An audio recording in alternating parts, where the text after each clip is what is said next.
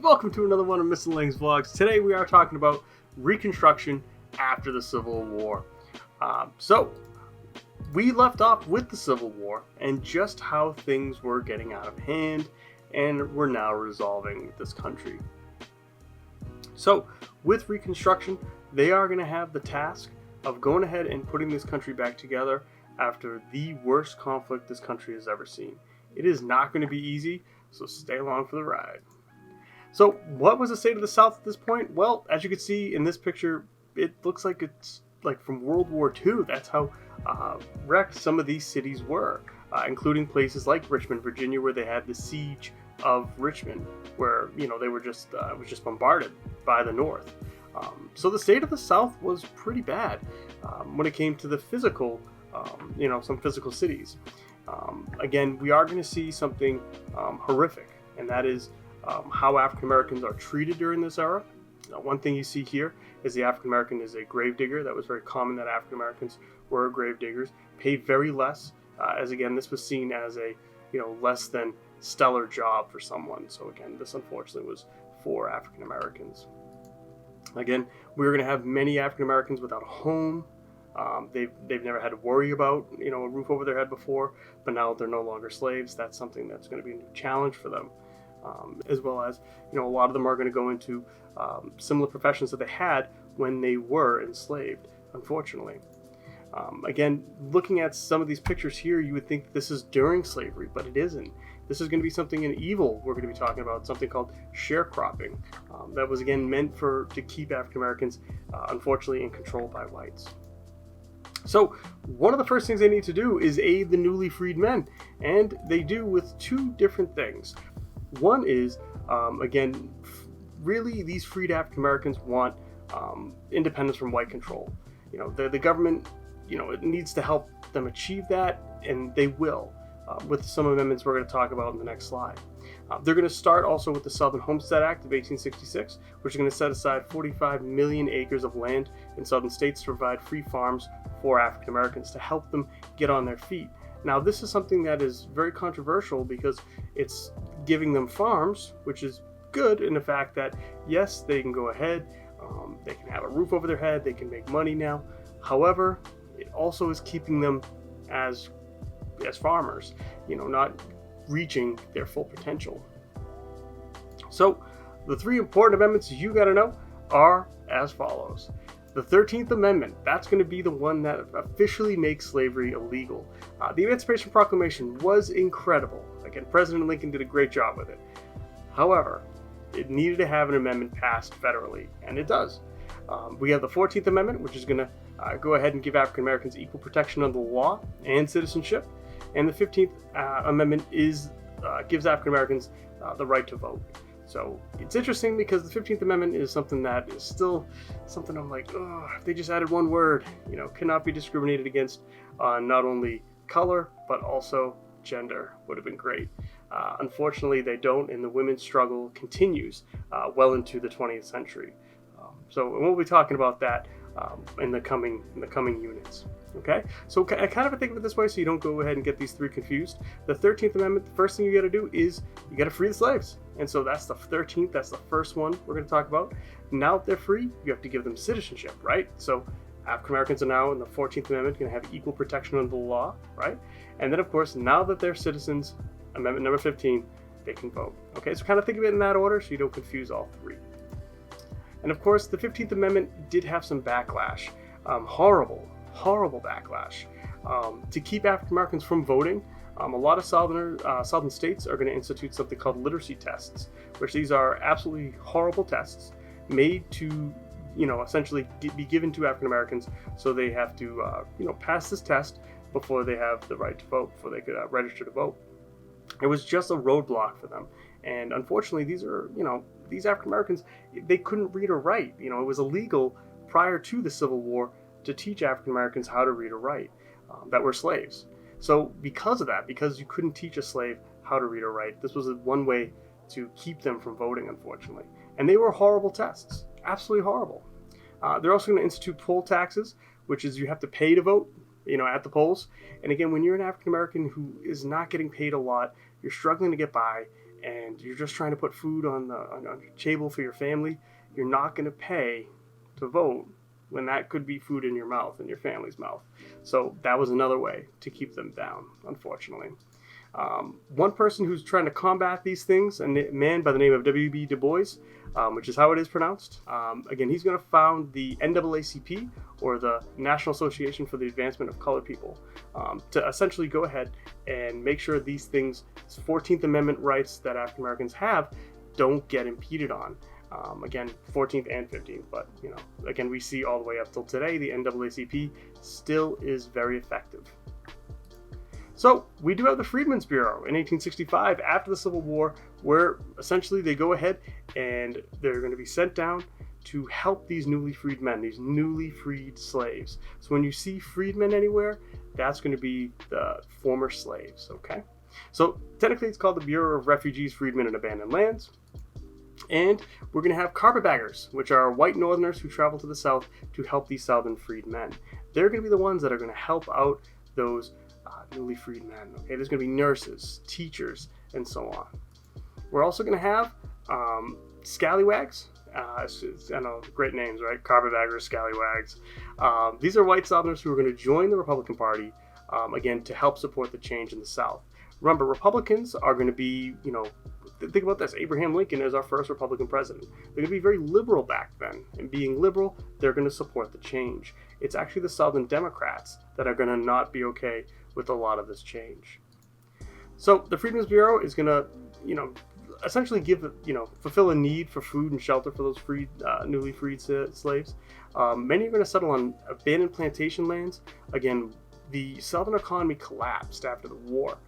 Again, a lot of these huge plantations could not pay this crazy amount of money to keep 50 slaves working. Now that they were newly freed men, they couldn't pay them. So a lot of them just folded and they just abandoned their lands. And here we see that in some cases, the Freedmen's Bureau would move in and use that. That would be your new schoolhouse or a place for African Americans to stay, to have a roof over their head as well. So the Freedmen's Bureau is something that was incredible. However, it is going to get shot down by, spoiler alert, President Johnson. Notice I didn't say Lincoln. That's coming up. So what the Freedmen's Bureau is going to do is provide food for the former slaves, provide shelter and clothing to the newly freed men and women, find work for them, sometimes negotiate labor contracts, which is not the greatest thing in the world when it comes down to it, because again, they were very much oftentimes kept in that almost state of slavery where they would be working on farms and so on. And again, they would begin educating them, and that's the big thing, that they would now become educated. Freedmen's Bureau schools were going to pop up, all along the South, which is so great to see. It's so good. And again, schoolhouses have definitely evolved over the last 150 years, 100 more than that now. So we have some insane news to share with you. President Lincoln, just 6 days after the end of the war, after the surrender of Robert E. Lee, on April 15th, he's going to get assassinated while watching a play, Our American Cousin, in Ford's Theater. He's going to be assassinated by a man named John Wilkes Booth, a Southerner who was a very, very famous Shakespearean actor at the time. This is like if Dwayne "The Rock" Johnson went ahead and assassinated the president. Like, that's how crazy this was. He was a very famous guy. And on top of that, because he's a Shakespearean actor, he was able to easily walk around the playhouse and nobody suspected a thing. And he's going to be the one who does take the fatal shot. Now, Ulysses S. Grant was supposed to be there as well, but he did not. He actually declined the invitation, him and his wife. They were out of town. So, of course, would Grant have been assassinated as well? Well, very well. He very well could have been at that point. Vice President Andrew Johnson is now going to become president. And this is everyone's worst nightmare. And it's not even a joke either, it's true. Because Andrew Johnson is very much a very opposite of our man, Abraham Lincoln. He was never going to be, he never thought he would become president. However, we are going to see, because it's assassination, he will be. So, John Wilkes Booth is going to sneak into the presidential box. He's going to lodge shoot one bullet right into the back of Abraham Lincoln's head. The bullet didn't go through. It was a very weak powered gun. It was a small Derringer. And what happens is, of course, he doesn't die right away. But again, obviously, he is going to die shortly thereafter. Again, John Wilkes Booth does go ahead, jump down from, as you see in the picture here, jump down from the presidential box and says, "Sic semper tyrannis," which means thus always to tyrants. Again, it's Latin, and it's from, well, Caesar. He's a Shakespearean actor, right? So again, it's attributed to what Brutus, does say at Caesar's assassination during the play. Then he adds, "I have done it. The South is avenged." He does kind of sprain his ankle when he goes ahead and, kind of takes that jump. And then he runs off. He escapes, believe it or not. And there's a huge manhunt looking for him and the other conspirators. Yes, Abraham Lincoln wasn't the only target that day. There were others as well. William Seward and Andrew Johnson as well. But they all have their own interesting stories, and I would love to get into that, but again, we just don't have the time. Nevertheless, Booth is shot in the back, actually found in a barn house. They do go ahead, the soldiers corner him, burn the barn, and they do shoot him in the back, and he dies. So why would this guy do it? He's famous. Him and his brother, Edwin Booth, are both very famous Shakespearean actors. Why would they do this? Well, unfortunately, he's a Southern sympathizer. He thought Lincoln would be a dictator, was a dictator, and in fact, it's very well known that he does say that he attended Lincoln's last speech, and he said that will be the last speech he will ever make. Again, he was for the South, and so this is why he thought this was almost his mission to do this, unfortunately. So, very sad stuff. So, President Andrew Johnson, who's a Jacksonian Democrat, is now in office. Oftentimes when you see presidents listed, he's usually on the bottom, near the bottom, that's for sure. He's an anti-aristocrat. He hates the Southerners, the Southern elite, I should say, the rich. In fact, he's going to make them come to the White House to publicly apologize to him, like in person. Go ahead and apologize to him in person. He's a white supremacist, which is not someone you'd want to have in office when you're, again, trying to help these newly freed men, these newly freed slaves. He's going to agree with Lincoln that the states never legally left the Union, and so he's going to have, he's going to have a different plan than Lincoln does. Lincoln's proposed Reconstruction plan was rather lenient. It's something called the 10% plan. We're not going to get too much into that right now. Versus, Johnson's plan was very strict. Now, under Johnson's nose, what's going on in the South is absolutely horrendous. So, Southerners are not ready to give up control over African Americans, unfortunately. White Southerners are going to find ways to control them. Even though the laws say they are free, these Southerners are going to find a way to control African Americans. And unfortunately, they're very successful at it. First, we have the Black Codes, regulations set by Southern states to promote white supremacy and control the newly freed men. This is going to control things from their legal rights, from who they could marry, the right to hold and sell property. It's, again, another way for whites to keep African Americans down, unfortunately. And in many ways, it guaranteed African Americans would continue as farm laborers.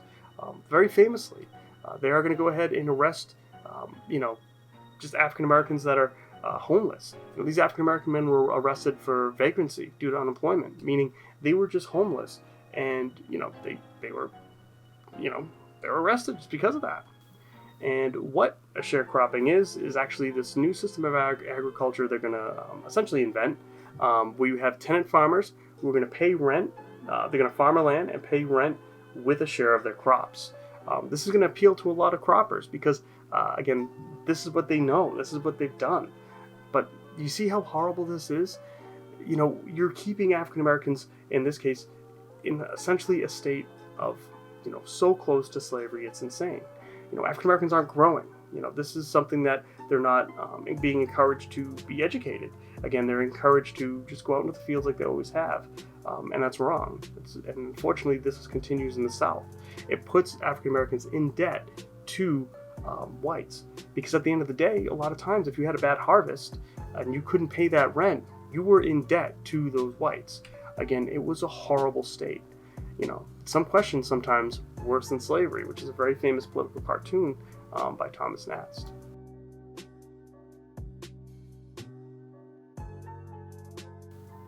So the Reconstruction Acts of 1867, we're going to kind of go through a couple of them here quickly. First, you have the Command of the Army Act, which means the President issues all Reconstruction orders through the commander of the military. The Tenure of Office Act was meant to actually help protect Edwin Stanton because essentially Andrew Johnson was cleaning house. He was taking out a lot of Abraham Lincoln's administration. So this says that the President could not remove any officials, especially cabinet members, without the Senate's consent. This was meant to trap Andrew Johnson, and it did. Again, the man he wanted to get rid of was Edwin Stanton. And Edwin Stanton, he does go ahead and, he does get removed by Andrew Johnson. It's interesting, though, because it does bring up the question of constitutionality with this law. Shouldn't the president have, decide who they can go ahead and have around them in their administration? Well, either way, he broke the law.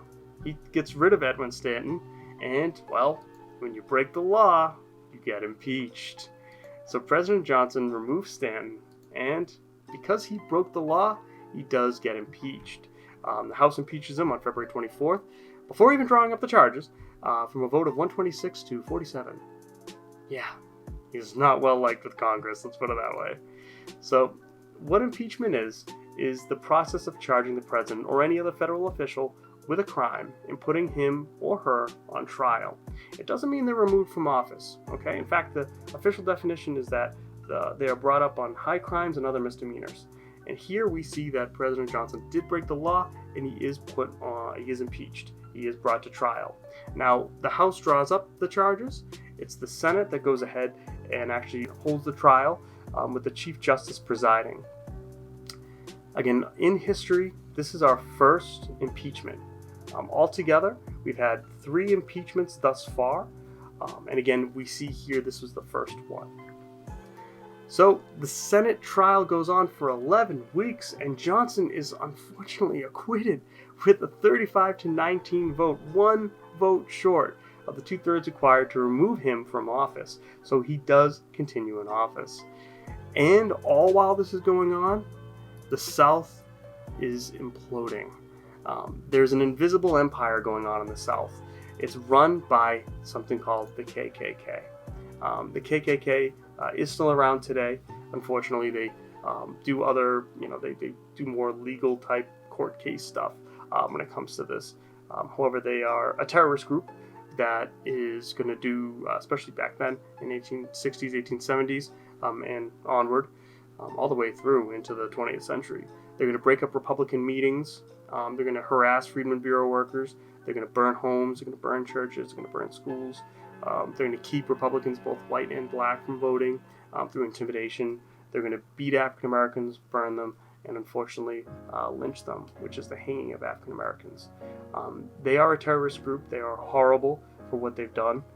And what's even worse is that these were people that were your, people you knew, your neighbor, the store shopkeeper down the street, teachers. Like, it's crazy but true. It's absolutely horrible. But, there could be the sheriff of a county by day, and unfortunately they would put that hood on and cause terrorism at night. That's horrible. So Andrew Johnson does serve out the rest of Lincoln's term, and then we get Ulysses S. Grant as president. Due to his success as a general, he is going to go ahead and, become president. His presidency is just fraught with scandal, which was with his administration. He does say that he had nothing to do with it. However, we're not going to get too much into that just yet. However, continuing on what's going down in the South, we have something called the Jim Crow laws that are growing. These are horrible laws and they last all the way through into the 1950s. And we're going to talk about that with Brown v. Board of Education, Supreme Court case. So Jim Crow laws are the unfortunate segregation of public spaces for African Americans. This is where we see segregation and discrimination, where you could have, for example, a restaurant where they'd have the whites sit here, the blacks sit here. You'd have something that was you could, in this case, a hotel that was for African Americans only, and ones that maybe be for whites only. Schools were segregated, unfortunately, as well, where you'd have white schools and black schools. This is a horrible time in our history where, unfortunately, the country was split based on color. And what makes it worse is where we're going to end today, which is the Plessy v. Ferguson Supreme Court case. Very famously, and listen when I say this story because it may sound familiar. Homer Plessy, who was an African American, in fact, that's a picture of him right there next to me. He is 1/8 African American, mind you, okay? So although the cartoon at the top displays it, it doesn't display it very accurately, as Homer Plessy didn't look black, he looked white. Yet he was known to be 1/8 African American. And again, we didn't go into the grandfather clause, but it's things like that were in the South, where, if you were even just a little bit African American, you were considered an African American. So he attempted to sit in an all-white railroad car. After refusing to move, after he went ahead and was asked to move into a black railway car, he is arrested because he violated an 1890 Louisiana law of segregation. So this goes all the way up to the Supreme Court. And have you noticed who it sounds like? Yeah, Rosa Parks, right? Rosa Parks is going to do something very similar on a bus. She's going to sit in the white part of the bus, and when asked, not going to move. Again, she knew what she was doing, and so did Homer Plessy.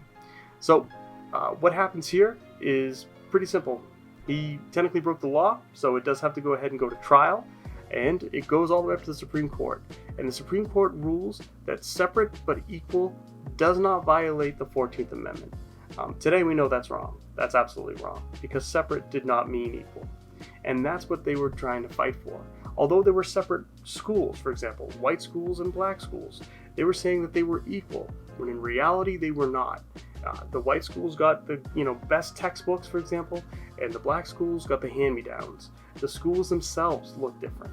Just to give an example, separate was not equal. And it does take up into the 1950s, again with that Brown v. Board of Education Supreme Court case, where they finally say, you know what, separate is not equal. Unfortunately here, back in the 1890s, they are going to rule that separate but equal is legal under the 14th Amendment. Okay? And that's Reconstruction for you. Again, I hope you learned a lot about that Reconstruction. Again, a very troublesome time in our history. And we'll see you guys back in class.